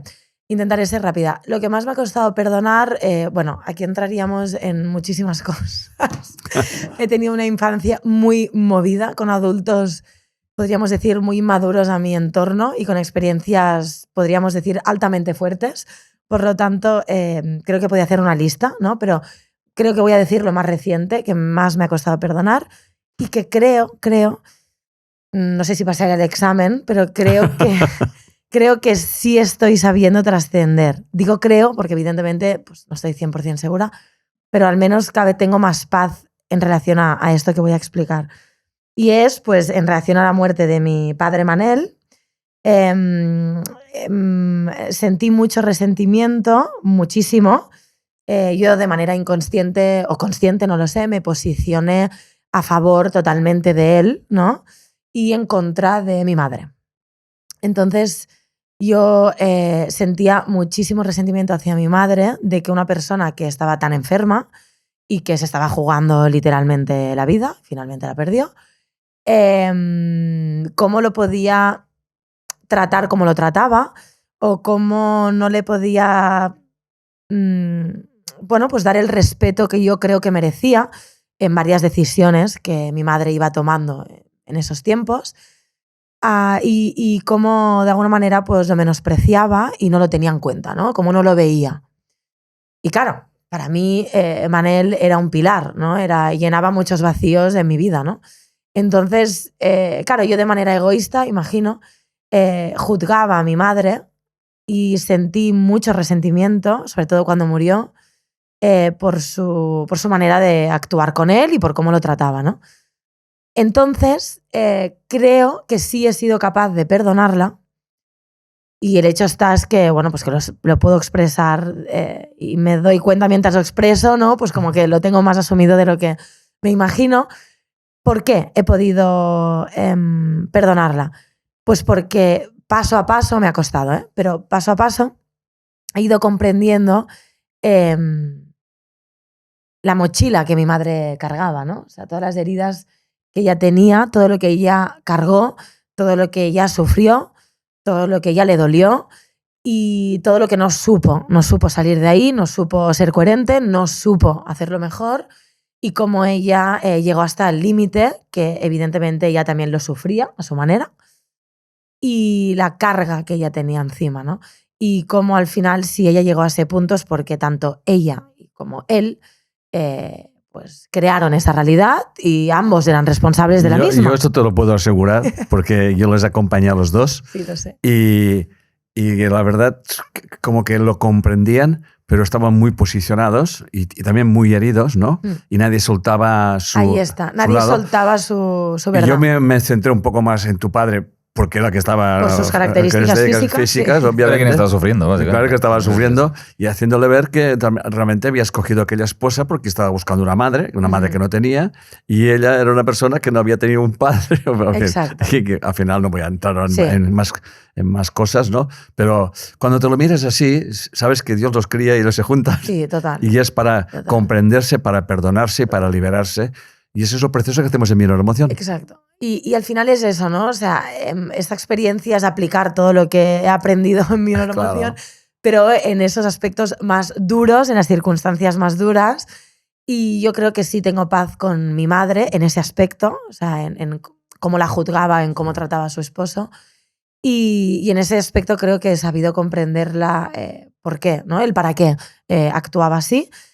Y creo que la última pregunta es si no he perdonado algo aún, y creo que sobre todo lo que menos he perdonado es, y me sigue cargando, ahí tengo que encontrar la trascendencia, a mí. O sea, creo que soy muy dura, soy muy injusta conmigo misma, pero mucho, y creo que tengo que aprender a perdonarme por haberme tratado tan mal durante tanto tiempo. Me he hecho sufrir mucho a mí misma, pero a niveles impresionantes. Y creo que me debo ese perdón a mí misma. Mira, Sí. me encanta que hayas dicho eso, porque eso yo también lo veo, pero no, lo has dicho tú, yo me he callado, ¿no? Y te tengo que decir una cosa. El acto de amor más grande que existe en el mundo es amarte a ti mismo. Hay una frase que dice, amar al prójimo como a ti mismo, pero nunca te olvides que el prójimo eres tú. Por tanto, ese resentimiento que tú estabas proyectando contra tu madre, no hace falta que te diga a quién había que buscar. ¿De quién es? ¿De ¿no? quién ¿De quién es? ¿De quién es? Es de ti. Es un resentimiento contra la mujer. Porque tu madre tiene una madre. Contra un aspecto de sí misma como mujer. Como mujer, así de claro. Así de claro. Es así de claro. Sí, claro, sí, sí. es tu marido que lo ha dicho. Sí, No, tal cual. Sí. Y hay un... así como recurso práctico de esto que estamos diciendo, sobre nuestras experiencias personales, yo creo que esto se puede traducir en términos teóricos y también de acompañamiento, en que, fíjate, ¿no? O sea, tú te posicionas a favor de Manel y en contra de tu madre, y el proceso tiene que ser empezar a quien solamente tienes una visión de víctima y por lo tanto positiva a tus ojos, tienes que avivar el juicio hacia él. Él también es egoísta. Él por determinadas razones, ¿no? Sí. Porque está obligando a cambiar, porque no está... O sea, porque quiere determinadas condiciones para los demás y que los demás lo traten de determinada manera. Y empiezas a ver, ¿no?, el lado negativo que inicialmente no lo veías. Y por lo tanto reequilibras la balanza en términos de valor que tú tienes hacia esa persona, ¿no? El cómo te aproximas o cómo percibes a esa persona. Ya no es tan positiva, es positiva y negativa. Y lo mismo con tu madre. En lugar de ser tan negativa, empiezas a entender también lados positivos. De hecho, yo, en mi experiencia personal, yo me veía como la víctima, en tanto me siento engañado y por lo tanto tengo una visión idealizada acerca de mí mismo. Y tengo que empezar a ver mi sombra, Claro. lo que rechazo, en mí. Y por lo tanto juzgar esa parte como la que es Sí. y como que existe, ¿no? Entonces, cuando se produce ese reequilibrio positivo o negativo, creo que es cuando se puede llegar a una percepción más adecuada o equilibrada, ¿no? Sí. Ver los dos lados, ¿no?, de todas las personas. Así es. Bueno, vamos con la pregunta que decíamos antes de la moral, si os parece, ¿vale? Es de una tal Alisa, dice, hola a todos. Hoy estoy reflexiva, dice. Dado que diferentes culturas y sociedades tienen distintas normas morales, ¿existe una moralidad universal o es completamente relativa? ¿Y cómo puede la binomoción contribuir a encontrar un equilibrio entre esas perspectivas? De hecho, hay otra de Rubén que también es sobre la moral. Vale, Alisa pregunta sobre si existe una moral universal o es relativa, o es completamente relativa. ¿Vale? Y Rubén pregunta, a medida que una persona evoluciona y cambia, ¿su código moral también puede hacerlo? ¿Nuestra moralidad individual está basada en nuestras creencias, vivencias, o es más bien algo impuesto por la cultura? ¿Vale? Son... Bueno, aquí he deshecho, Vamos, hay un remake Vamos, aquí. vamos por la primera, que es si existe o no una moral universal. O es relativa o subjetiva. Bueno, yo diría que existen morales relativas y una moral universal. Muchas veces la moral relativa es la que te enseñan de hay que hacer esto, hay que hacer lo otro, no hay que hacerlo, compórtate, que cada sociedad tiene las suyas. Las de moral. religiones, ¿no? La cultura. Obviamente. Pero sí que hay una moral universal, que para mí al menos, claro está, es desde la conciencia unidad. Y es comprender que tú no tienes que amar al prójimo como a ti mismo, porque no hay prójimo. Desde la conciencia unidad no hay prójimo. Es comprender que lo que haces al otro, te lo estás haciendo a ti a través del otro. Eso, si queréis, puede sonar muy elevado, pero es lo que enseñamos. O sea, hay que amar al prójimo como a ti mismo. Y tú tienes rabia contra el prójimo, ¿no? Ya hemos hablado de eso.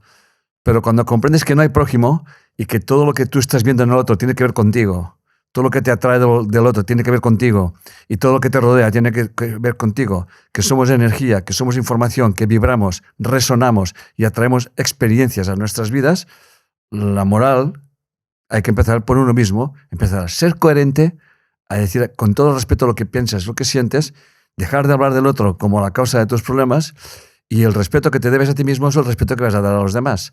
Y así como te trates, así tratarás a los demás. Si te mientes, mentirás, o te mentirán, etcétera, etcétera. Yo pienso que sí que hay una moralidad general, teniendo en cuenta las restrictivas, las de menor índole.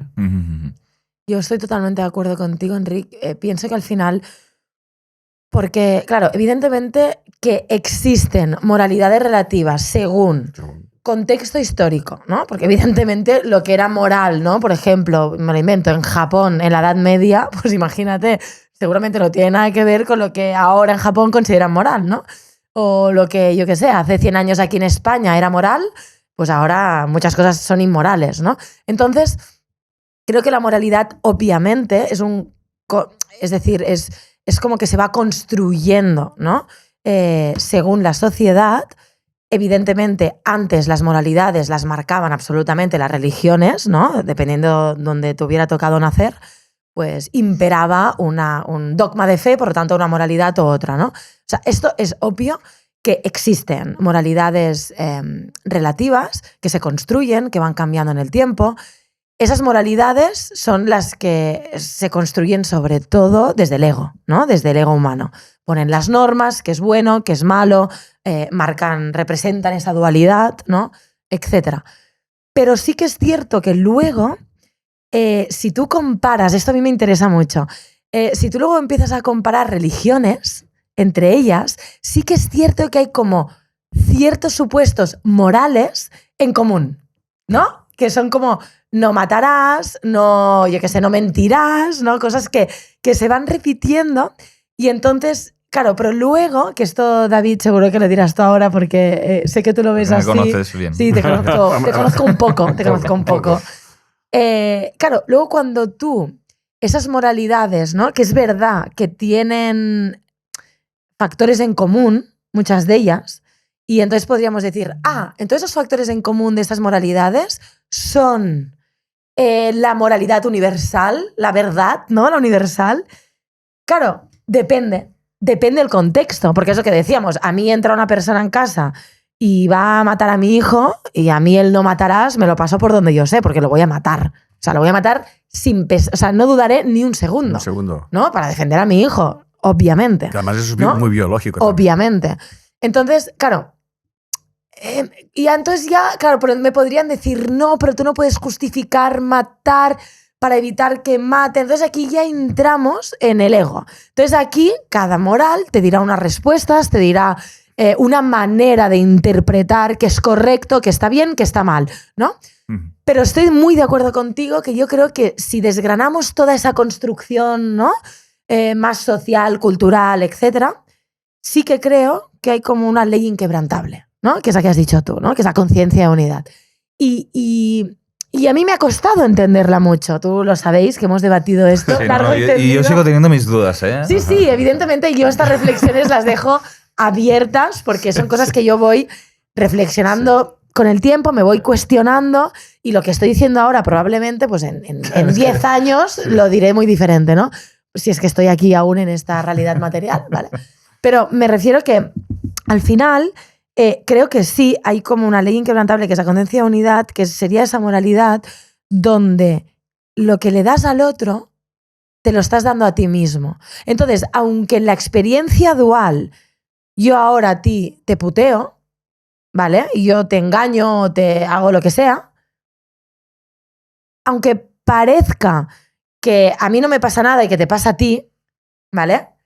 Yo considero que desde la conciencia de unidad eso me lo estoy haciendo a mí y por lo tanto más adelante lo voy a experimentar, no en plan karma, no en plan culpabilidad, No. pero sí que como la relación la más importante es con nosotros mismos, sí creo que todo lo que le das al otro serían como deberes pendientes que vas a experimentar más adelante para poner luz donde has puesto oscuridad. No sé si me estoy explicando. No, es que es lo que estamos enseñando, que al final tú recoges lo que siembras, ¿eh? O sea, yo siempre me acuerdo de aquel momento en que Jesús está ante Poncio de Pilatos y Pilatos le dice, ¿cómo es que no te defiendes tú que tienes el poder tal y cual? Y se mantuvo en silencio, ¿no? O sea, hay momentos en que uno tiene que saber callar y, por respeto, ¿ok? Y eso también es un acto moral, ¿no? Pero hay una cosa también muy importante, que es el poner la otra mejilla, ¿no? O sea, si tú me... Yo pienso, y pienso, lo siento y lo vivo, ¿eh? O sea, una de las cosas que he aprendido a lo largo de todos esos años es el silencio. Cuando te mantienes en silencio, es como que observas y no estás diciendo eso está bien o eso está mal, ¿no? Es como que buscas en tu interior qué respuesta tienes que dar, que sea un respeto a ti mismo, pero también un respeto hacia el otro. ¿Ok? Por lo tanto, no dar sentido a un insulto es un respeto a ti mismo y también es un respeto hacia el otro. Eso a veces cuesta de comprender, pero eso es conciencia unida, ¿no? Cuando cada experiencia que estás viviendo, cada cultura tiene su moralidad, como está muy claro, ¿no? Yo para mí ir a un país árabe, yo seguiré su moralidad por respeto.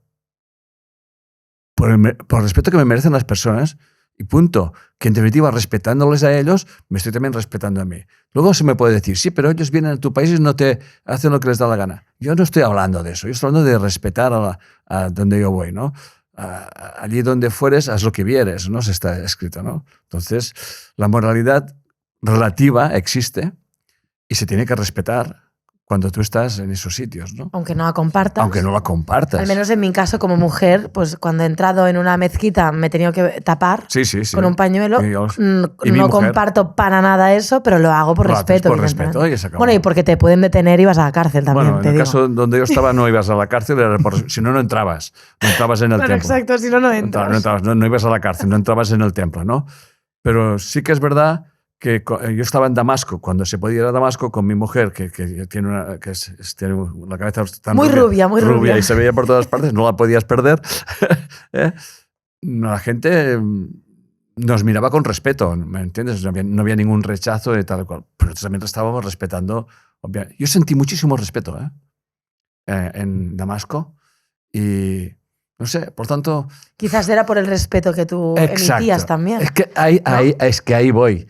Cuando tú vas con una conciencia de donde estás, respetas lo que hay, en el campo de la conciencia de unidad, recibes lo mismo. Si tú vas con acritud y mira cómo van, y mira a las mujeres, y mira a los hombres, luego se te puede meter con tu mujer. Yo qué sé. O sea, sí, ya te entiendo. Me explico lo que quiero decir, ¿no? O sea, totalmente. Yo he ido por muchos lugares en el mundo y nunca me he encontrado con una situación conflictiva, porque emanas... Un día me lo dijo una persona,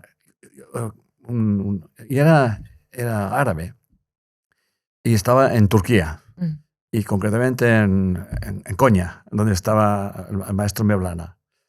Y se acercó a mí y me dijo, usted mana mucha paz. Y el respeto que siento en usted, que tiene usted aquí, le honra.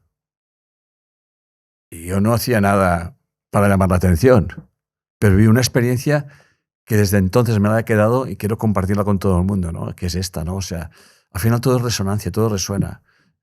Te puedes sentir incómodo, pero al final tú respetas la diversidad. Cuando te quieres imponer, cuando quieres que las cosas sean así, porque hay que ver eso, hay que ver cómo tratan a las mujeres o aquí cómo tratan a los hombres, ¿qué vas a conseguir con eso? Pues crisis, peleas y guerras. Y guerras. Bueno, No, a ver, es que a mí el tema de la moral para mí es un tema, o sea, es complejo. O sea, yo, bueno, voy a dar mi opinión, pero no es una opinión que tenga muy bien formada y está sujeta a modificaciones, como decís. Que está muy bien, que está perfecto. O sea, de hecho, o sea, si tuviera que cogerme a algo, sería un poco a esa regla de oro, ¿vale? Compartido por varias religiones, que es tratar al prójimo como a ti mismo, que decías, ¿no? Que esa tiene dos visiones, como dices, que es tratar al prójimo como a ti mismo y tratarte a ti mismo como al prójimo. Correcto. O sea, en ambas direcciones. Ambas ¿no? direcciones. Lo que pasa es que a veces ese trato puede verse... bueno, que tienes que de algún modo elegir. Evidentemente, al final, el otro eres tú en términos de conciencialidad, pero habrá momentos en que, ¿qué hago? ¿Priorizo el trato del prójimo o priorizo el trato de mí mismo? ¿No? Y sé, por poner un ejemplo. Si yo lo que quiero eso sería un dilema moral, ¿no? Eso sería un dilema moral, ¿no? Que, por ejemplo, si yo... o incluso entre dos prójimos, ¿no? Imagínate que tu madre está enferma y tu hermana también. Y solamente puedes cuidar de una de las dos. ¿Qué haces? ¿No? Ahí entra pues la subjetividad, entra lo que tú decías, ¿no? Elementos... entra tu personalidad, entran elementos contextuales... Escuchar tu corazón. Correcto, ¿no? Y al final es un poco eso, ¿no? Es decir... A lo que digo es, creo que sí que puede haber una moral universal o ciertas virtudes universales que pueden guiar nuestra conducta, pero al final todo eso tiene que estar sujeto a una circunstancia concreta. O sea, tiene que estar ligado a una circunstancia concreta o a una experiencia concreta, ¿no? Porque al final, otra experiencia, ¿no? O sea, mi madre está enferma, pero yo quiero ir a otro país a empezar un trabajo diferente. Lo cual me hace no poder cuidarla. ¿Qué hago? ¿O qué es más importante? ¿Priorizo mi interés por encima de...? No, ser coherente. Es decir, claro. Yo aquí me ha gustado mucho lo que ha dicho antes Enric y lo quería volver a destacar porque creo que es una clave en moralidad que al menos yo no había ni leído ni escuchado nunca. Y creo que es muy interesante lo que ha dicho Enric, que es relacionar la coherencia, ¿vale?, como un principio moral. Es decir, el hecho de que yo me relacione conmigo mismo desde la aceptación, mi autenticidad, desde estar conectado con los llamados internos de mi corazón, me dé ese amor propio, ese respeto propio, esa dignidad propia, creo que de alguna manera eso va a influir mucho más de que yo trate al prójimo de la misma manera, es decir, con autenticidad, con amor, con respeto, con dignidad. ¿Me explico? Sí, si me permites de todo eso, y contesto los dos, el Instituto Hermaz, el Instituto del Corazón, hace referencia a una frase de Blaise Pascal que dice que el corazón tiene razones que la mente no alcanza a comprender. Y ese instituto demuestra que el corazón siempre te dirá qué es lo que tienes que hacer con el dilema. ¿Ok? Siempre, si escuchas la mente te entrará en un conflicto. Pero el corazón, o el pálpito, o la corazonada, que la mente no escucha, pero si tú escuchas tu corazón, que está conectado al campo, no la mente, el instituto dice que el corazón está conectado al campo, pero la mente no. Entonces, cuando tú escuchas tu corazón, sabes lo que tienes que hacer. Por ejemplo, mentir. Voy a decirle que le están mintiendo a esa persona. Piensa si lo tienes que decírselo o no.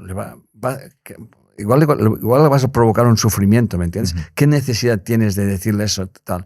Ya lo verás si eso es su experiencia. Mira, ya me estoy acordando que, por ejemplo, en la filosofía griega antigua ha tratado el tema... O sea, el tema de la moral se ha tratado tan profundamente porque no es fácil llegar a una respuesta.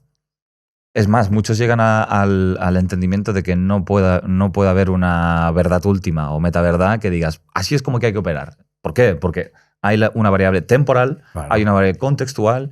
Quizá lo que tú haces un bien para tu círculo más cercano, pero eso provoca un mal en un círculo Sí, de al lado. Pero hay una información inconsciente, además, epigenética Claro, también. entonces hay por ejemplo, Aristóteles hablaba de una serie de virtudes. Platón también tenía las virtudes cartesianas, ¿no? O sea, virtudes, como por ejemplo la valentía, ¿no? La valentía o la dignidad, ¿no? O sea, virtudes y lo que uno tenía que pensar o razonar era qué relación yo tenía con esas virtudes. Saber si yo estaba posicionado en exceso o en defecto, ¿no? Porque de alguna manera la valentía, si yo la represento mucho, puedo caer en una temeridad, ¿no? Por estar siempre pues, haciendo grandes gestas que al final infligen daño, sin quererlo, ¿no? Pero si no ejerzo esa valentía, entiendo una cobardía, ¿no? Entonces, en relación a esas virtudes, yo tenía que tener una regulación equilibrada, que de hecho, casa bastante bien con nuestra filosofía de tener una buena relación con ambas polaridades. Claro. El nada en exceso, que estaba inscrito en el templo de Delfos, ¿no? O sea, nada en exceso. Nada o sea, en exceso. Y el nada en exceso me permite a mí poder acogerme a una actitud u a otra en función de las circunstancias. De ahí viene el juicio y de mi coherencia personal. personal de lo que siento. De lo que siento en cada momento, ¿no? Entonces no hay una manera de operar concreta, sino que en cada situación tienes que verte, ¿no? De hecho, y esto lo relaciono con otra vertiente, porque yo, de lo poco que he leído a nivel de filosofía y demás, me parece que se puede rescatar algo de cada una, ¿no? Para mí sí hay unas virtudes a las que tú puedes llegar y sí creo que tú tienes que tener una relación equilibrada con ellas, ¿no? Con, por ejemplo, la dignidad, la valentía, etcétera, ¿no? Aquí podríamos poner un listado. Claro, pero X, habría que ¿no? mirar qué se entiende por valentía, qué se entiende por Claro. dignidad. Aquí ya entramos en. Claro, pero en fíjate, interpretación. dignidad en tanto amor propio, llevado al extremo, te puedes llevar a una conducta de ambición desmedida. Ujú. ¿Sí? Lo cual ya es un problema. Y un defecto, una falta de ambición y no proteger tus intereses. Entonces, volvemos a esa relación equilibrada. A veces acudiré a un tipo de conducta y a veces en otra, ¿no? Y el equilibrio es el poder elegir una u otra a medida que va transcurriendo el tiempo. Hay que escuchar no siempre la misma, Hay que escuchar por una cuestión moral. O sea, la moralidad no me puede llevar a una rigidez de la conducta, creo yo. Y eso es lo que sucede sobre todo en el mundo de la religión. Correcto, Claro. ¿no? Sobre todo. Pero el tema del corazón es clave. Es que cuando yo he descubierto Sí. eso y leí que estaba totalmente de acuerdo, pensé, siempre hago esto. Me pido inspiración, ¿no? Pero la inspiración no me viene aquí. La siento aquí. Lo que se llama intuición, Sí, ¿no? Por mucho. siento lo que tengo que hacer. No pienso lo que tengo que hacer. Es que esto, justamente, mira, por ejemplo, Jean-Paul Sartre, ¿vale? Uno de los referentes del existencialismo. Y Nietzsche igual, ¿no? Cuando dijeron, Dios ha muerto. En tanto, ya no hay un código moral absoluto al que regirse, ¿no? Cada uno tiene que dictaminar el suyo. Eso es fantástico. ¿Vale? O sea, claro, esto también entraña un peligro, que es el relativismo moral al que estamos hoy en día sujetos, que es que cada uno, pues, como yo hago lo que me apetece, y entienden la coherencia con eso, ¿no? O sea, vinculan la coherencia con, no, si hago lo que me apetece, porque así lo siento y punto, ¿no? Y entran en un punto de subjetivismo tal que lo que incurren es una falta de respeto y una falta de entendimiento de que vives en sociedad, en un contexto y que ¿me explico? Pero entonces es donde aplica la conciencia unidad. Correcto, que si tú trata vas al prójimo jodiendo al otro, realmente te estás haciendo daño a ti. Ahí es donde, por eso, juntar esto con lo que decíamos de la regla de oro, ¿no? O sea, tú tienes que dictaminar tu propio código cada día prácticamente, ¿no? Hasta llegar a encontrar tus propias verdades o tu propia relación con esas verdades últimas. Pero sin incurrir en ese relativismo. ¿Cómo podemos evitar eso? Juntándolo con el valor del prójimo igual a ti mismo. Exacto. Entonces, la conciencia unida. La conciencia unida une la ética y la moralidad. Exacto. Correcto. La ética en tanto la supervivencia del individuo y la moral en tanto el código del colectivo. Por eso lo que enseñamos es tan complejo y a la vez tan sencillo. Sí, porque al final tienes que profundo. Sí, porque tienes que escucharte a ti. Al final nadie te puede decir, eso está bien, eso está mal. Sí. Es lo que tú necesitas experimentar en ese punto. Porque tú y no es bueno ni malo, claro, ¿no? Yo cuando me decidí marchar de mi casa, lo sentí y me iba con lo opuesto, pero era un respeto a mí mismo y también un respeto a los demás. Pero sobre todo el respeto a uno mismo es sagrado, ¿no? Sí, yo sin acritud. Correcto. Yo sí tuviera que añadir un ingrediente a esto, porque claro, en el momento que tú haces una acción de este tipo, las otras personas adolecen esa acción, les haces daño, ¿no? En tanto no riges un poco con sus intereses o con lo que esperan de ti. ¿No? Al final, ya no es tanto lo que haces, si hace daño o no, sino con qué intención haces aquello que...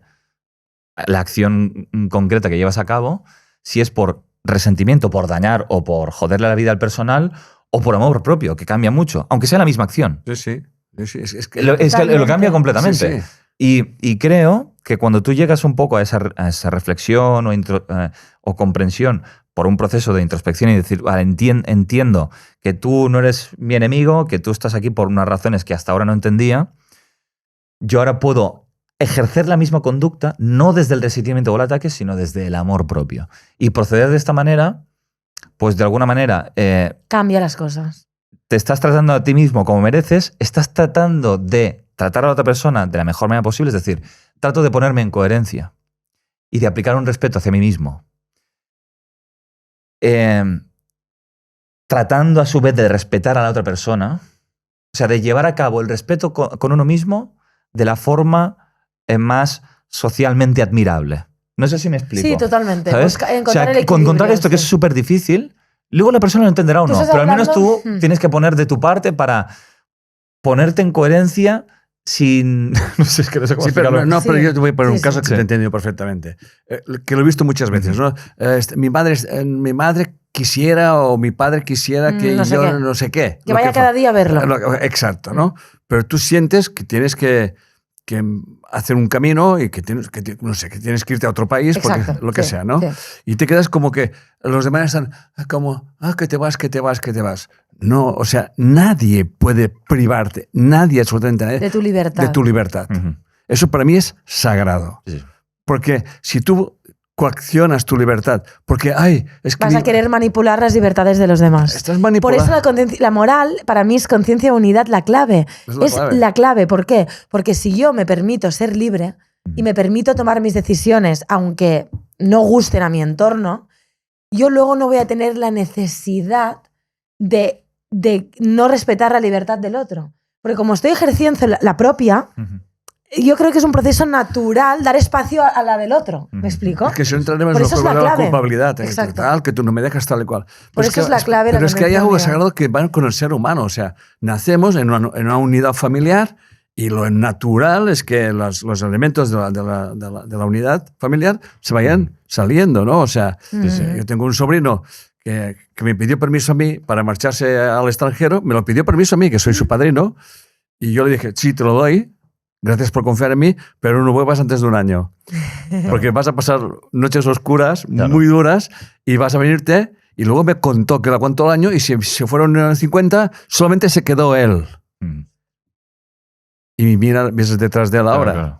¿Ok? O sea, que al final uno tiene que ser fiel a sí mismo hasta el final, porque al final la vida nos pertenece a cada uno de nosotros. Y además una cosa muy importante. Cuando tú eres capaz de liberarte de un clan, vamos a llamarle tóxico, aunque se haga con mucho amor en principio, también estás liberándoles a los demás. O sea, eso que quede claro. O sea, cuando eres capaz de sacarte ese abrigo, esos cantos de sirena, ¿no? Cuando tú decides hacer un trabajo, yo pienso que, como diría Khalil Gibran, los padres tenemos que ser como arqueros y nuestros hijos las flechas, y que las lancemos para el amor y que obviamente vienen a través nuestro, pero nunca nos olvidemos ahora que no nos pertenece.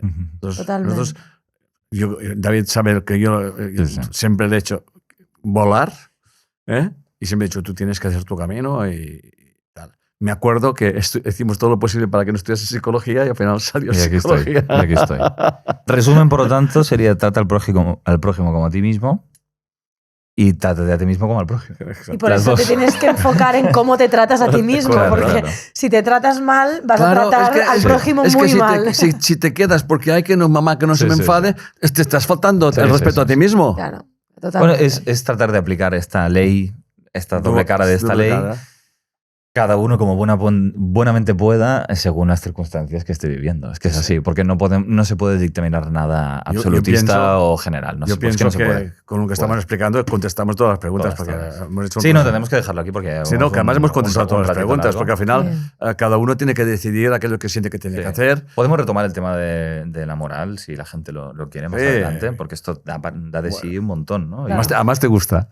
Sí, no, porque además hay muchas. O sea, Sí, claro, sí. aquí entras en el hedonismo, el eudaimonismo, Claro, el sí. utilitarismo, el funcionalismo. O sea, hay muchas escuelas que han tratado de dar su opinión y su aproximación, o el propio existencialismo, como decíamos.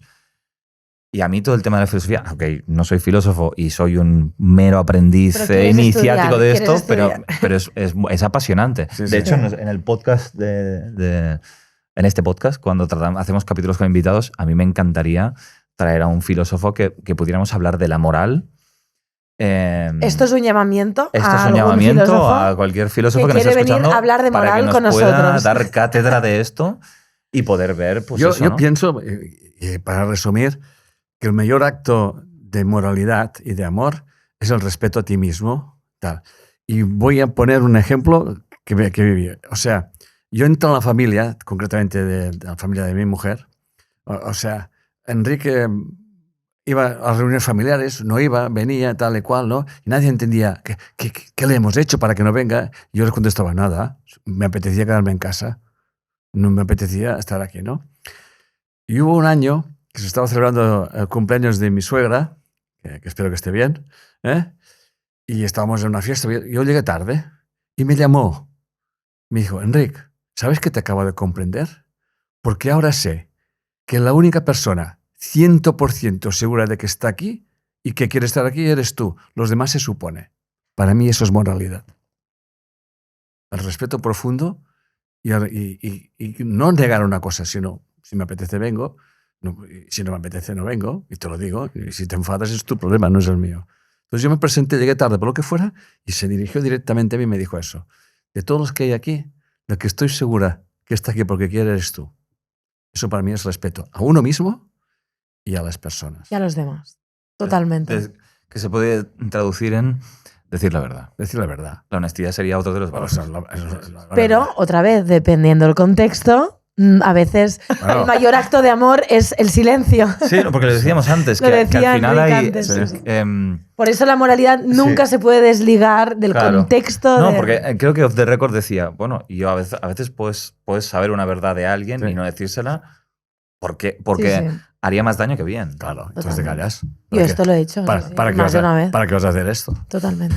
Muy bien. Muy bien, hasta Bueno, pues aquí. hasta aquí. Un placer, señores. la Hasta la reflexión. próxima, más y mejor. Bueno. Muchísimas gracias a todos. Venga. Gracias.